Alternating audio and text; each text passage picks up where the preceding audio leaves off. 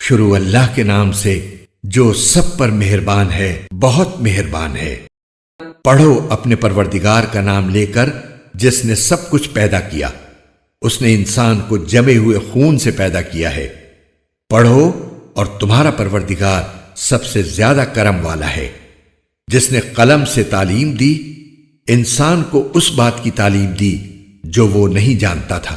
حقیقت یہ ہے کہ انسان کھلی سرکشی کر رہا ہے کیونکہ اس نے اپنے آپ کو بے نیاز سمجھ لیا ہے۔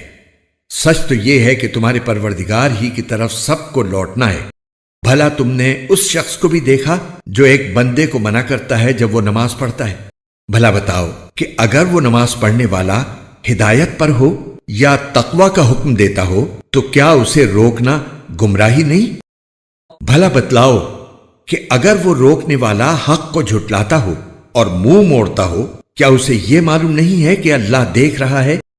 خبردار، اگر وہ باز نہ آیا تو ہم اسے پیشانی کے بال پکڑ کر گھسیٹیں گے۔ اس پیشانی کے بال جو جھوٹی ہے گناہگار ہے۔ اب وہ بلا لے اپنی مجلس والوں کو، ہم دوزخ کے فرشتوں کو بلا لیں گے، ہرگز نہیں اس کی بات نہ مانو اور سجدہ کرو اور قریب آ جاؤ۔